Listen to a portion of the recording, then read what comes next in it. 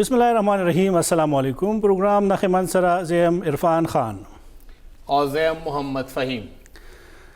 दغه ماحول تاسو کتو دا نن د قومي اسمبلی ماحول کله چې پاکستان تحریک انصاف شپږشتم آئینی ترمیم راوړو او په هغه کې اپوزیشن خپل احتجاج شروع کو شور شرابه شروع شو د پاکستان مسلم لیگ نون د طرف نه په سپیکر اسد قیصر صاحب الزام ولګیدو چې تاسو د یو پارټي دلته ترجمانی کوي او سپیکر د یو پارټي ترجمانی د پاره نه ناس بلکې هغه اپوزیشن ته هم پورا وخت ورکي په دغه جګړه کې چې کله د حکومتي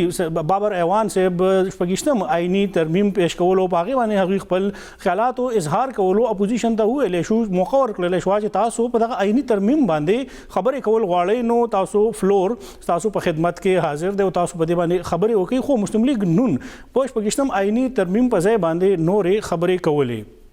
سباله د پاکستان ډیموکراټک موومېنټ د مرکزی سربراهي اجلاس هم رابللې دی او چې کوم ډیډلاین هغوی ورکړی هغه تیر شو استعفارانه لانګ مارچ ونه شو اپوزیشن هم استعفاګانې ورنکړلې د هغې متعلق د پی ډي ایم متعلق دا خبرې کیږي چې به سباله وایي موږ به راتلونکي لایحه عمل طی کوو د راتلونکي لایحه عمل به د هغوی سوي د حکومت په ضد د حکومت خلاف خو چې کوم شپږشتم آئیني ترمیم و په هغې باندې حکومت په قومي اسمبلی کې چې اپوزیشن جماعتونو حکومت ته د ټف ټایم ورکولو کوشش وکړو او دا وخت کې کم دو تهائی اکثریت چې کوم پاکستان تحریک انصاف سره نشته نو هغه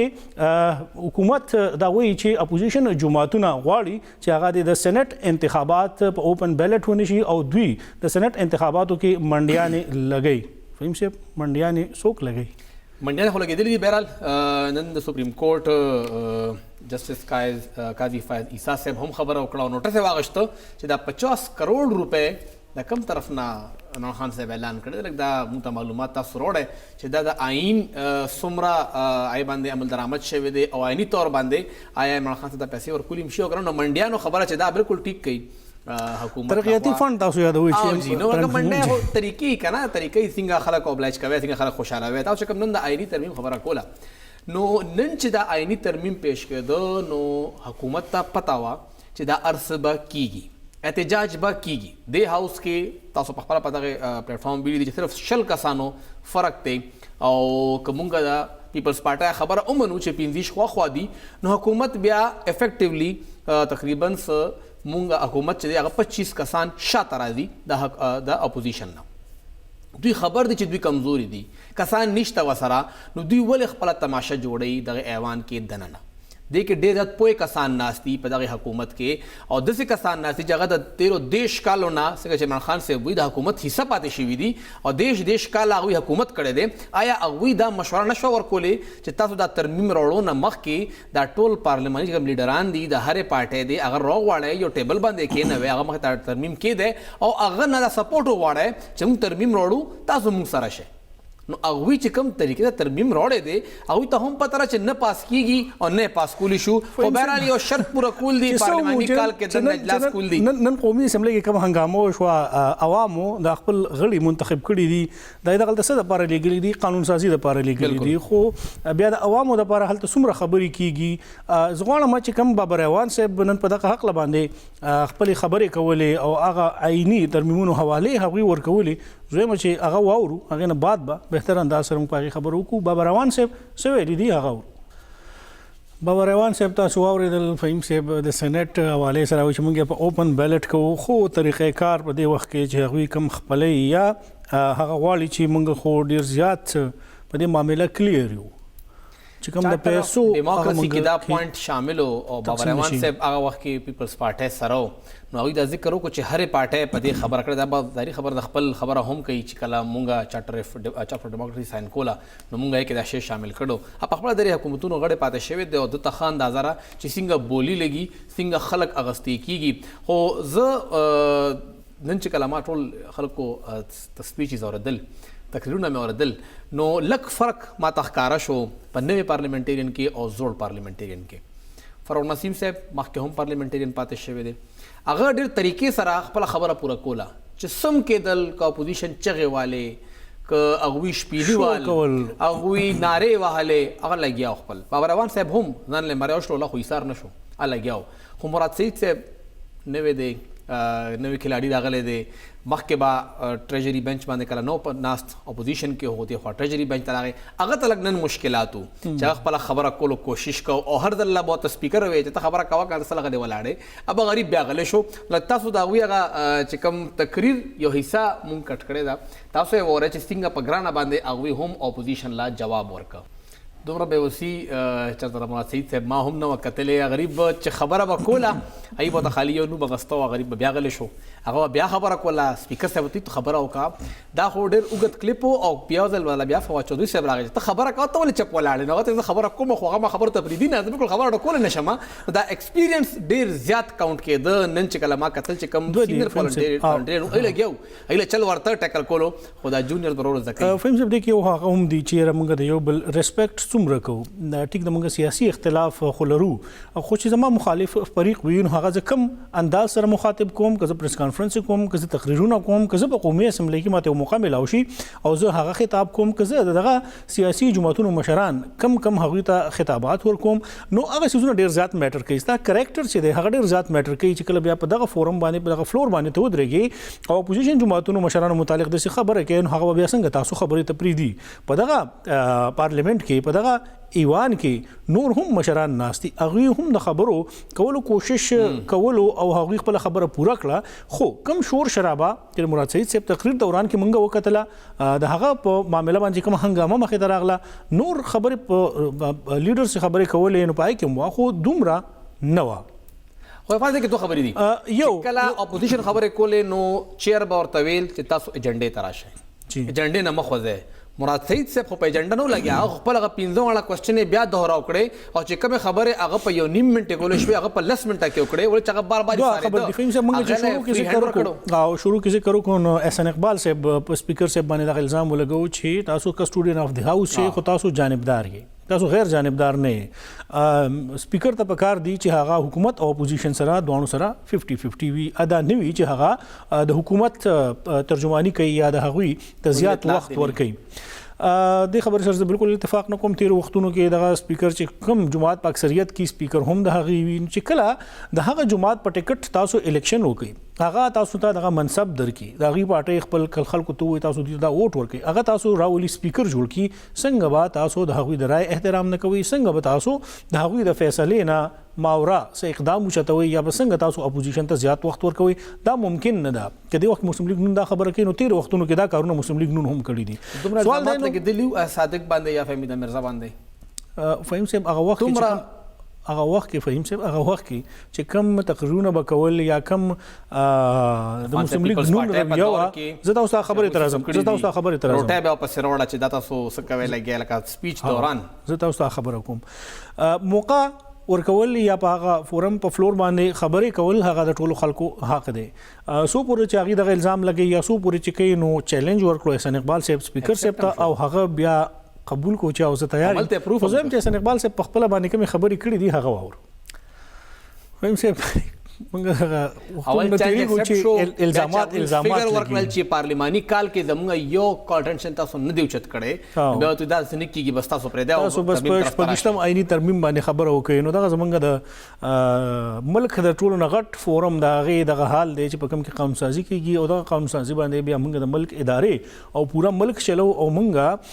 خلکو لپاره یو مثال جوړو چې او موږ کومې طریقې سره حکمراني کوو په قوم باندې بابا صاحب خبره کوله نو وروستو اپوزیشن چغې والی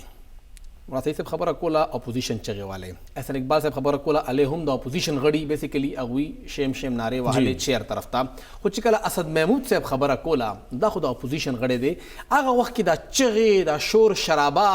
لکه یو تفریق ختم شو چې حکومت څوک دی او اپوزیشن څوک دی تاسو هم ووایئ چې کله اسد محمود صاحب ښه غوسه شو او هغه بیا سپیکر ته څه وویل دوه خبرې وشوې عرفان صاحب پهله خبره حسن اقبال صاحب هم وکړه اسد محمود صاحب هم وکړه چې بلډوز کوئ تاسو خپل قانون سازي او بله خبره چې تاسو د چور دروازې په لاره باندې دغه ترمیم راوړی دی څنګه چې موږ شروع کې ووایي چې تاسو د اپوزیشن ځان سره یو ځای کېنوئ که نه هغې خو هم ووټ اخیستی و که موږ د ووټ شمېره ګورو د اپوزیشن ووټ شمېره زیاته ده حکومت نه نو تاسو هغه کسان ځان سره کېنوئ دا خو نه ده که نه چې کم کس پیپلز پارټۍ کې دی هغه غل دی او چې هغه سبا پی ټي آی جوین کړي هغه صحیح شو او چې کله پورې الته ناستې نو هغه تاسو ټولو سره کښېنئ پیپلز پارټي PMLN JUI څومره پارټیانې هم دي هغوی هم د خلکو ووټ اخیستی دی هغه هم د یو حلقې نمایندګي کوي د خلکو نمایندګي کوي تاسو هغوی سره یو ځای شئ او دا ترمیم چې کوم تاسو راوړل غواړئ دا انتهایي اسان ترمیم عرفان صاحب دوی سره اپوزیشن په دې باندې رضا کېدی شو او کریډ بچا اخیسته همدغه عمران خان صاحب فهم صاحب دغه یو خبر ده چې موږ پارلیمنت کاروایی نن خایو خلکو ته او د کارکردګي خایو نو بنیادی اختلاف شپږشتم آئینی ترمیم باندې کوئی چې دی خو معامله نور څه ده موږ د پارلیمنت کې د حکومت او د اپوزیشن غړو په رویه په لهجه په کردار باندې خبرې کوو خو بیا هم موږ وایو چې دا خلک ډیر زیات ښه دی که موږ د دې موازنه کوو د یورپ د پارلیمنټو سره چې په هغې کې کرسۍ چې لیدلې دي چې په هغې کې ډېر زیات وال ټکول شوي دي او هغه شانتې واقعات یا هغه شانتې حالات الله دې نه کړي چې دلته راشي اوس پورې هغه شانتې فهم صاحب داسې نه دي شوي که زه تاسو ته مثال در کوم د یورپ د پارلیمنټ د ترقي یافته د ملکونو بالکل زه هغې سره وایم خو هغه د یورپ په پارلیمنټو کې ترقي یافته ملکونو کې چې کوم د پارلیمنټ کې کوم واقعات شوي دي په خیبر پښتونخوا اسمبلی کې هغه د هغې 1% هم نه ده مطلب هغه ځان ته مهذب قومونه وایي یا هغه ځان ته ترقي یافته ملکونه وایي نو هغلته هم دا کارونه روان دي داسې نوې خبره نه ده احتجاج راغی جنډې کاپیانې وشلولې هغوی سپیکر مخې ته راغی ډایس ته احتجاج وکړو خو زه به دمې طرف ته ځو خو بیا کوو چې دغه قومي اسمبلی چې د هغې تعداد 342 دی 342 د پوره پاکستان منتخب غړي په هغې کې ناست دي د میاشتې د هغوی په تنخواګانو باندې په کرونو روپۍ خرچ کیږي اربونو روپو د هغوی بجټ ته مراعات اخلي نن اجلاس کې یو اجلاس کې چې هغوی ته کم د ورځې اجلاس TADA ملاویږي هغه هم په لکونو روپو کې که دغه یو بجټ اجلاس باندې بجټ اجلاس چې کوم عام کاروي و سیشن هغې باندې به نن د قوم 80 او یا لکه 80 لکه روپۍ لګېدلي یو کروڑ څه هم نه دي شوي خو د اولسو دپاره په هغې کې څه خبره وشوه هېڅ هم ونه شو یو وړه شان د ماخلو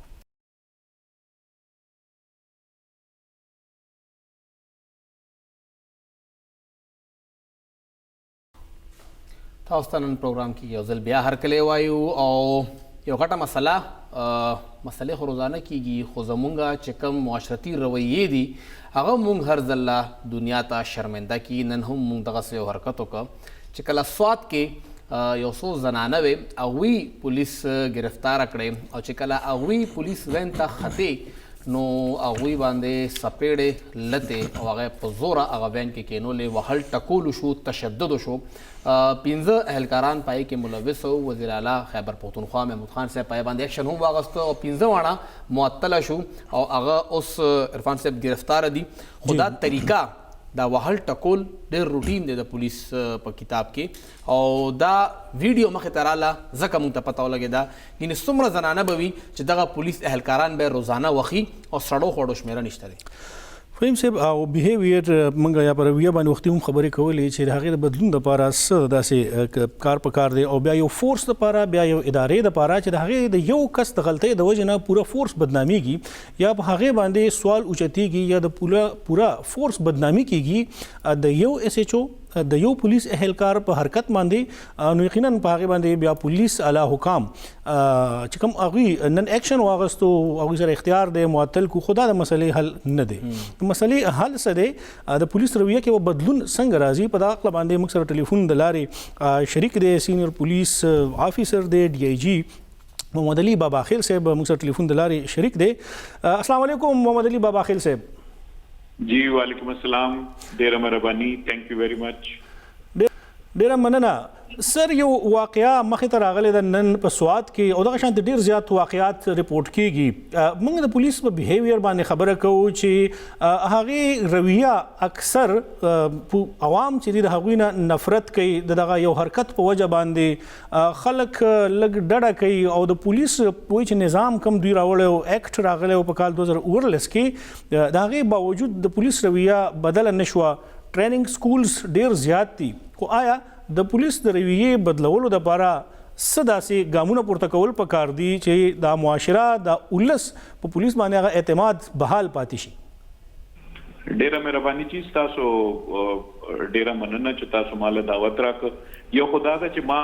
چونکه اوس عرفان صاحب چې کال وکړو نو ما دای ته وی چې ماته غي په ټلیفون وی چې دا څه واقع شوې ده ټولو کې پہلا خو زه دا وایم چې ایز ا پولیس افیسر ایز ا سټیزن اف پاکستان مونږ دا کنډم کوو او زبر ټولو کې اډوان د خبره دینه سٹارټ کوم چې خیبر پختونخوا پولیس چې کوم ده د دې د خلکو د پروټیکټ کولو د لپاره د خپل وینو قرباني ورکړي را خپل لکه د خیبر پختونخوا پولیس چې دا صرف لایف او پراپرټي نه پروټیکټ کوي دا همیشه د عوام چې دا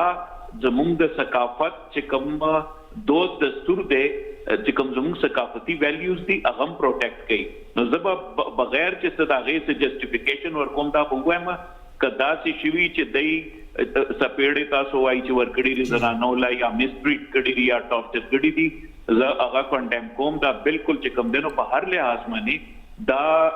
نه د ریلیجیس پوینټ اف ویو سره نه کلچرل پوینټ اف ویو سره او نه د پاکستان د قانون پوینټ اف ویو سره دا چې کوم دی دا مناسبه خبره نه ده دا بالکل غلط حرکت ته زه تاسو د پولیس اکټ خبرو کړې زبلګ تفصیل کې لاړ شم چې کتاسو د خیبر پختونخوا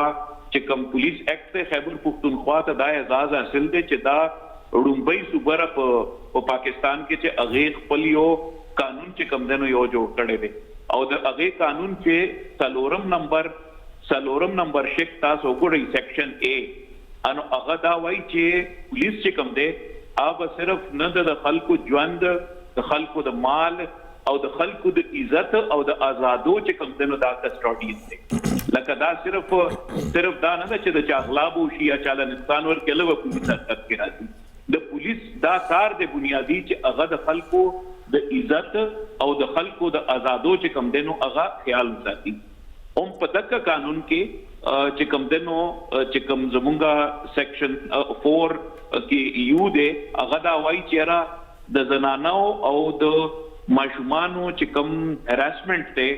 هغه به چې کوم دنو پولیس پریونټ کوي دا د پولیس فرایضو کې دي ٹھیک شو کنه بیا هغه 4 نمبر 4(2) کې دوباره دا وایي چې ریسپیکټ اف ویمن ان ډیسپریس چې کومه زنانا په پریشانی کې وي هغه سره به دا هیلپ کوي دا خود پولیس قانوني ماتاسته یو دغه خپلو چې قانوني دا پوزیشن دی اوس براشو چې را کدی هغه سره مس ټریټمنټ کړي ری رف ټریټمنټ کړي ری وګوره چې خبردار چې د پولیس رولز چې کوم 1934 کې انګريز جوړ کړی دي هغه مطابق دا چې کلم گرفتاری لذي د هغه دا غلیوي یا ملزمانه وي دای سره به هغه د زنانه پولیس دي اوس زنانه پولیس وا نوا دا یو خبره را دویمه خبره دا چې کوم د گرفتاری چې کوم دی هغه څه طریقې کار دي چې هغه اوبزرو شي دي کا هغه نه دي اوبزرو شي ټیک شو دي بل خبره دا چې کله تاسو لکه اوس ریسنټلی یو کیس شو عامر تاکالی والا کیس شو هغه کې تاسو وکړه چې بیا چې کوم دنو د های کورټ ججز چې کوم دنو په هغه کې انکوایري وکړه او هغه کې اخر کې بیا دوه سه چوغان او نور داسې افیشل چې کوم دنو هغه برخاست شو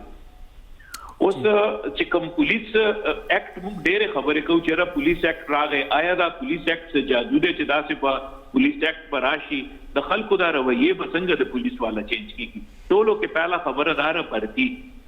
وګوره چې برتی کله کیږي انو په دې معنی د کورټس رولینګ دی او په دنیا کې دا طریقې کار دی مونږ په پولیس والا باندې څه چل کو مونږ په منډه وو الکه راشه منډه وو ځکه چې دې په منډه وولو کې خو تیز دی اوس پای او الله خلک په ټریټ کوي څنګه وګوره هر ځای کې دا سکیږي چې تاسو وګوره چې کوم په سی اس اس په تھرو کوم ای اس پیز راځي دا مونږ خلک چې راغلیو باقاعده سایکولوژیکل پروفایل ولا ګوري یو داغه نفسیاتی جایزه غستې شي داغه کریمینل ریکارډ کته شي زدا وایم چې کوم د پرتۍ طریقې کار دي پاغه کې د منډې نه سیوا ضروري دار چې یو سړی ته پوری چې بل د کات سورره د چې کوم دنو سوره خپل ځوان دې دا کتل ضروري چې د بیهیویر څه دی لکه جی سر بابا خیل کومه دا تیر شل کاله وګورو تاسو هم دغه فیلډ کې وخت تیر کړی دی دهشتګردۍ خلاف چې کوم جنگ دی دینا اول د پولیس بیهیویر دومره هم روډ نو یا دومره سخت نو څومره د جنگ نه پس شو څه ګڼئ چې کوم دا سایکولوژیکل افیکټس دي دغه جنگ د وجه نه دغه پولیس فورس کې دننه دا ختمېدو کې به اوس څومره وخت لګي دیتا وای کنه چې په انګریزي کې ملټرایزیشن افیکټس لکه دای کې لکه چې کم ځای هم سیول وار تیر شي یا د دهشتګردي تر کم پولیس تر مخامخ وي وګوره چې د دې پردې شاته به مونږ کله پورې چې کم دنو پناه وګوره دې کې خبردار چې په خیبر پختونخوا پولیس واحد پولیس ته چې د هغه کې کم از کم 7-8 نوي سکولز جوړ دي ټولو کې امپورټنٹ شعر چې د دې تربیت وشي خو د تربیت نه لوی خبره چې کومه ده د سپرویژن ده سپرویژن چې کومه ده نگرانی لکه وګوره په پولیس کې تاسو په تر 12 رانک کاری د سپای نه واقلې ترای چې پوره د سپای مشر حوالدار دی هډ کانسټیبل دی د هډ کانسټیبل ایس آی دی د ایس آی سب انسپکټر دی او بیا ایس ایچ او نو زما گزارش تاره چې دا د سپرویژن کمزوریم ده مونږ له دا پکار دي چې مونږ دا وګورو چې بای آیا د چې کم انچارج کم ایس ایچ او دی کم مورر دی هغه چې دی لیګل انو د دې ته بریفینګ ورکړي یا د دې چې کم دنو سره ریفریشر کورس کیږي تاسو دا خبره بالکل ټیک ده چې دهشتګردي 13 شو او خلکو سره زمونږ رویو کې با څه تلخی راغلي او زبر دا وایم چې دا صرف چې کم دنو دا سول ریزن نه دی چې مونږ د دې شاته ځان پټ کو مونږ له دا پکار دي چې مونږ د خلکو اصل کې د پولیس سایز هم ډیر زیات شو تاسو وګورئ چې د 9/11 نه پس د خیبر پختونخوا کې د فاټا راتلو نه مخکې دا د مرجر نه مخکې تقریبا 120% په نفري کې اضافه شوې را 120% جی تاسو په خبر اورسېدي نو مطلب دا غي سپرویژن هم هغه څه واقع تل پکار دي تاسو کوم خواته تی نو افسران چې کوم دینو غیبا دا وخت کوم دینو هغه به ګرځېدل خپل کسانو نه به تپوس پختنه کولا چې بیت خپل د خلکو سره اغیله به هدایت ورکول نو زما خپل خیالدار چې اوس الحمدلله په زموږ صوبه کې حالات ډېر بهتر دي زموږ چې کوم د سپرویژن لیول دی او زموږ چې کوم د ټریننګ لیول دی هغه چې کوم د امپروو کول پکار دی او زه یو بل څه ډېر ضروری په ګوتا کول غواړم او هغه دا ده زموږ په صوبه کې چې کوم پولیس اکټ راغلی دی پاغه کې د عوامو د بهتري لپاره چې کوم لري هغه بحال کول پکار دي هغه چې کوم دی فعال کول پکار دي محمد علي بابا خیل صاحب یو پښتون د حکومت او دوه درې حواله او هم دغه خیبر پښتونخوا پولیس اکټ 2017 متعلق دي او اخیری پښتون به هم زمونږه همداوي دغه اکټ شق 10 کې د لیکلي دي چې پولیس پالیسی بورډ به جوړیږي او په هغه کې به د هغه سربراه انسپکټر جنرال اف پولیس وي او د هغه سره به اته ممبران وي چې کوم د ډي آی جی رینک وي نه به کم نوي دغه پولیس پالیسی بورډ کار بداوي چې هغه بعد پبلک سرویس ډیلیوري د پاره خپل کار کوي د ترانسپیرنٹ ایڈمنسټریشن حواله سره خپل پالیسی به تیاری سفارشات به تیاری هم دغه قانون خیبر پختونخوا پولیس اکټ 2017 چپټر 5 د هغه یو شق ته 48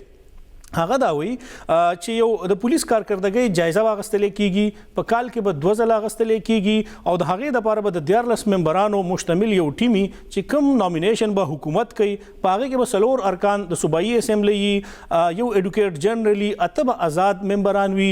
ریټایرډ د های کورټ جج ریټایرډ بیوروکریټ بوي او په کال کې به 2 ځله دغه کمیټي خپل ریپورت صوبایي حکومت ته او صوبایي اسمبلی ته پیش کړي هم دغه قانون چپټر 6 او د هغه یو شق 66 شپږ شپېته هغه هم دا وایي چې کمپلینټ سیل به مونږ جوړو یا اسټابلیشمنٹ اف ریجنل پولیس کمپلینټ اتھارټیز به مونږ جوړو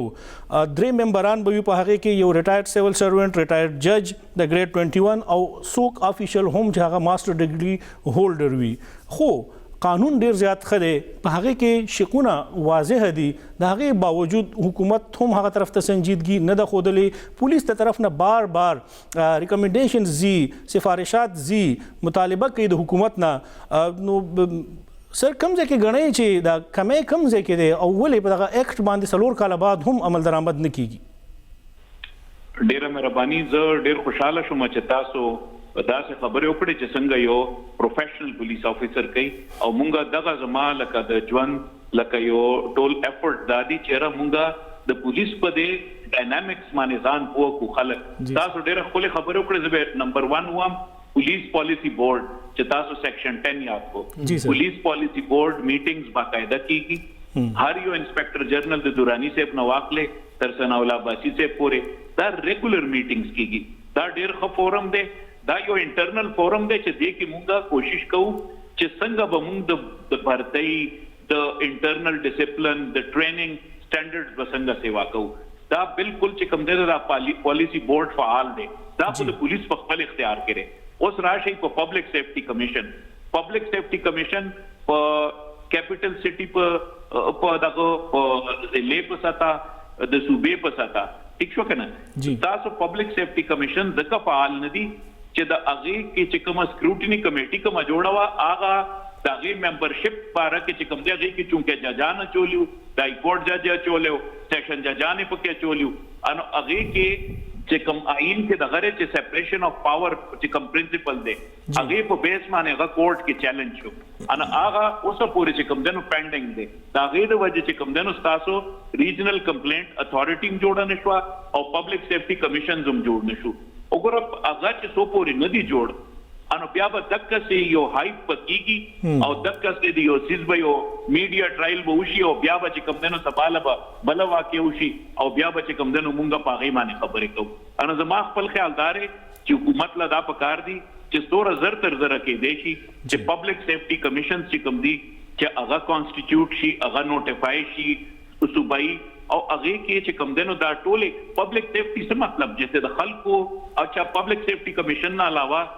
پبلک سیفٹی فنڈز دی هغه چې کوم دنو پکار ده چې په پبلک سیفٹی باندې ولګي ان چې سو پورې د پبلک سیفٹی کمیشن او د ریجنل کمپلینټ اتھارټیز دا چې سوره پورې ندي فعال شوي د پولیس والا تا هغه پورې چې کوم چې سو پورې صحیح ہے وګورئ چې دوه قسم احتساب ده انټرنل اکاؤنټیبلټی دا او ایکسټرنل اکاؤنټیبلټی دا انټرنل اکاؤنټیبلټی باندې خلک نه خوشاليږي ځکه چې هغه باندې خلک شک کوي چې څنګه چې پولیس والا خپل ماتحت سره گزارو کی او زه خپل د عوام چې سو پورې ایکسټرنل اکاؤنټیبلټی چې سوره پورې نه د سټرنثن شوي دا مسلې به چې کوم دنو دغه سره اوچتيږي او مونږ بیا چې کوم دنو هر ځله په بیا یو نوې ډسکشن شروع کوو ډیره زیاته مننه محمد علي بابا د خپل قیمتي وخت او رائے راکولو فهم سره ډیر تفصیل سره په دې باندې ذکر وکړو کم زینو کې چې حکومت په پاړ باندې لکه کمې ده یا یقینا هغه باندې طرف ته پاملرنه نه وي ډیر کارونه وي نو هغه سيزونه کول پکار دي د پبلک سیفټي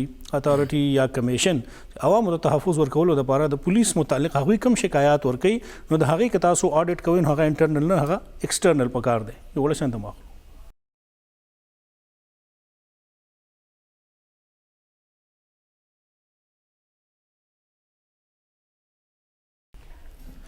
پروګرام کې بیا هرکله فهم سے همیشه موږ خبرې کړې دا چې کم د ماشومان سره جنسي زیاتې کیږي استحصال کیږي او داغه نه بعد بیا د ماشومان قتل کیږي په هغه حواله سره د کال 2020 یو ریپورت زموږ تر لاسه شوی دی خو دا ریپورت اعداد شمار ته چې ما وکتل نو دا ډیر پریشان کون دی خو دا ډیر تشویشناک حد کې په دې کې اضافه شوی دا چې هغه کمپیریزن کوم موازنه کوم د کال 2019 ریپورت سره دوه ریپورتونه دا وخت کې ما په لاس کې دي او موږ په دغه ټي وي سکرین باندې به هم چلیږي او دا صرف د پولیس ریپورت دی د هغوی اعداد شمار دي او په دغه کې د خیبر پښتونخوا قبایلی ضلع نه دي شاملي د کال 2019 دغه ریپورت دی هغه وایي چې د خیبر پښتونخوا په مختلفو ضلعو کې پیښور چارسده نوخار مردان صوابۍ کوهاټ او دا ټولو په هغه کې 115 کیسونه شوي دي چې خلکو د کم عمره ماشومانو الکانو او جنکو سره جنسي زیاتې کړي دي او بیا په دې کې درې ماشومان د سیدي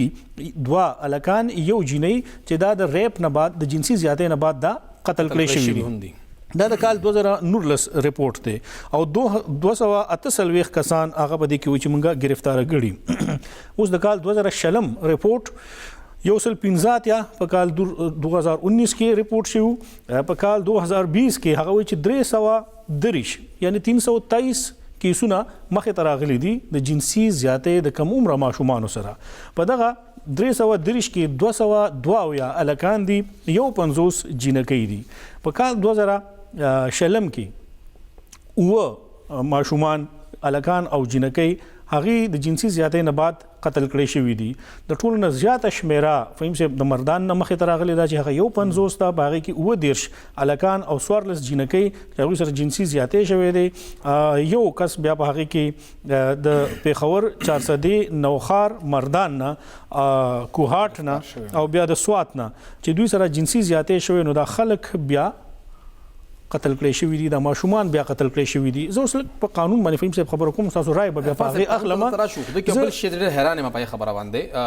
او تاسو چې کوم قانون ذکر کوي سره بالکل دا لینک کیږي هم. پیښور کې 13 کال 2019 کې 2 ټوټل کیسز راغلي د کال دیش راغلي دي. پیښور کې کمې راغلي دي او دا وجه دا چې د میډیا کم کانسټنټ پریشر دی چې دغه میډیا تاسو ته ګوري او تاسو نه بار تپوس کوي بډبېره ته همزي تاکال ته همزي چې د ماشومه وا هغه وجل شوی دا ماشوم وجل شوی دی ریپ شوی دی سکارو شو نو دغه ته بیا هم ادارې لګ اکټیو ښکاری موتا خو 400 کې 13 کال سلور کې سنو 13 کال 14 کې سنا لس کې سنا زیات راغلي دي. بیا ور سره کوم راځو ثوابه طرف ته ثوابه کې صرف یو کیس مخه ته راغلی 2019 کې د ځله 14 کیسونه 14 کیسونه مخه ته راغل هریپور یو کیسو او د ځله سلیریش کیسونه 24 کیسونه مخه ته راغلی دي. ډی خان سلور کیسونه او د ځله حیرانتیا ده چې 48 کیسونه 48 کیسز صرف یو ډی خان نه مخه ته راغلی دي. سوات کې دریو د ځله 48 کیسونه مخه ته راغلي دي. اپر دیر لوور دیر دریو د ځله د لوور دیر نه 12 او اپر نه 7 کیسونه مخه ته راغلل. دومره زیاته شمیره شو هغه کېږي چې زمونږ کم چایلډ پروټیکشن اینڈ ویلفیر ایکټ 2010 دی پارلیماني کمیټه جوړه شو هغه خپل سفارشات راوړل هغه ریپورت په صوبایي اسمبلی کې پیښ شو هغه ریپورت بیا لاړو ډپارټمنټ ته سوشل ویلفیر ته هغه بیا قانون جوړ کو هغه کې ترامیم راوړل شو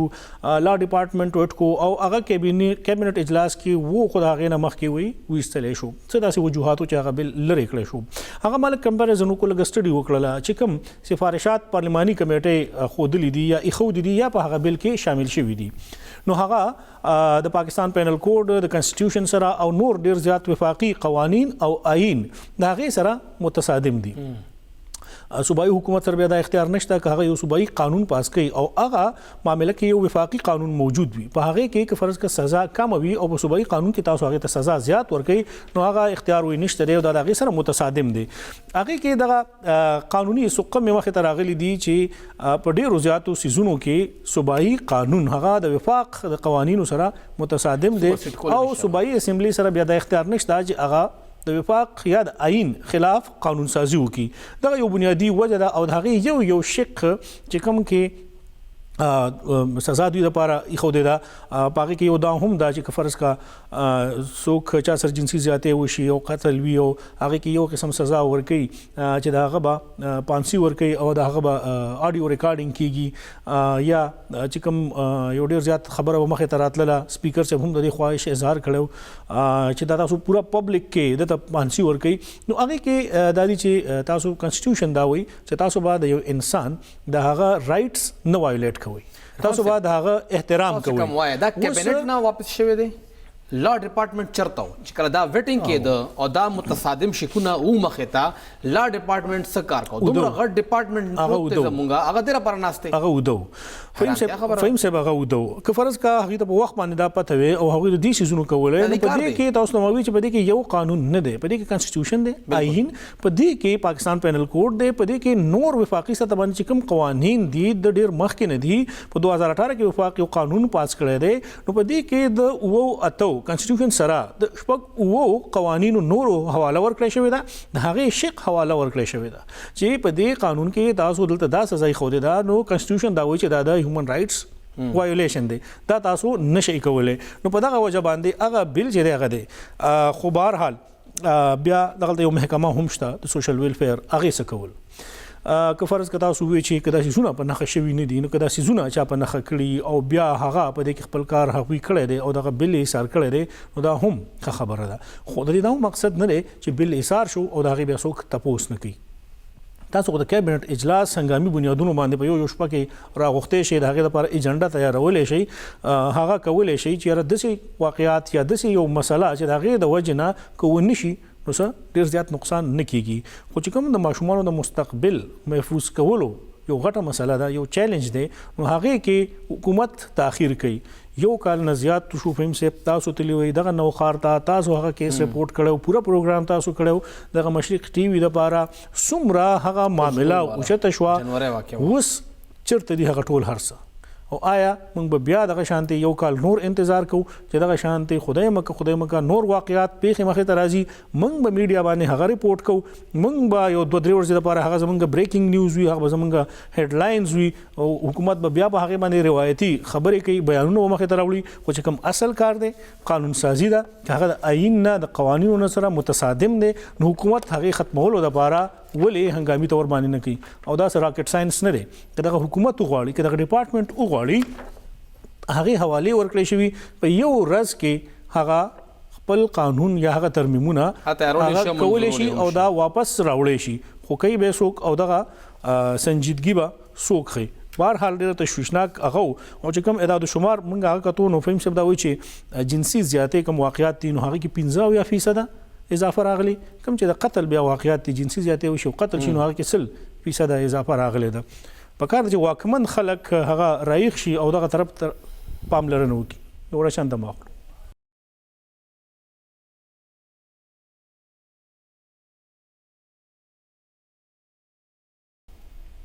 تاسو ته پروګرام کې یو ځل بیا هرکلی وایو او ظاهري خبره ده یو وزیر ساتلی شوی دی پرایویټایزیشن دپاره نو پرایویټایزیشن خو به کوي او مختلف محکمو به اوس پرایویټایزیشن کیږي څو ورځې وړاندې قومي اسمبلی کې هم خبره وشوه چې تاسو به څومره ادارې پرایویټایز کوئ نو شمیره یې د 40 نه بره وه دا ډیټا شیر کړه موږ سره وفاقي وزیر برای پرایویټایزیشن په دغه اسمبلی کې سوال په جواب کې خو نن پېښور پریس کلب نه بهر د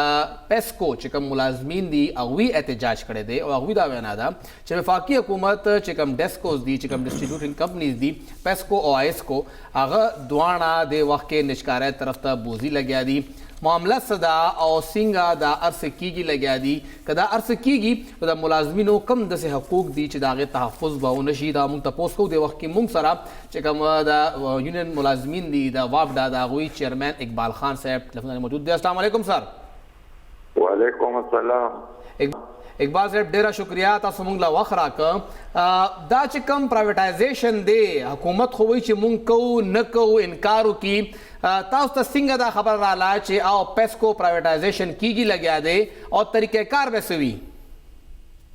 سر زه ټولو نه مخکې د مشرق ټي وي شکریا ادا کوم چې موږ ته دا موقع راکړه مزدورانو ته چې دوی زموږ اواز مخکې ورسوي مونږ سر چې کوم حکومت راځي په مونږ باندې د پرایویټایزیشن چاړه راکاږي جی جی د IMF او د ورلد بینک په حمایت سره صحیح دی حکومت کله چې دا نو د نون لیگ حکومتو نو عمران خان صاحب په 400 کې جلسه وا جی الته کې مونږ ورلو د ټول مزدوران جی جی چې مونږ سره د حکومت د IMF د ورلد بینک په حمایت سره دا وابدا پرایویټ کوي جی جی او دې سره د عوامو او د ملک د تباہي یو نه خلا ولې چې کې الکتریک سپلای کمپنی کله نه پرایویټ شوی دا نو تاسو ګورئ چې عوامو ته څومره تکلیف ده کراچۍ کې صحیح او د PTI MNA MPA داروزی اول ته احتجاجونه کوي موږ د دې ملک خدمتګار یو زه حکومت ته خواست کوم چې راشي دې کې اصلاح وکړي دا د ملک او د قوم محکمه ده او دا خلکو ته روشنیانه رسوي تیارونه وباسي او مونږ شهادت نوش کوو د دې ملک او د قوم دپاره نو دې د ښه طرف نه الټه روان دي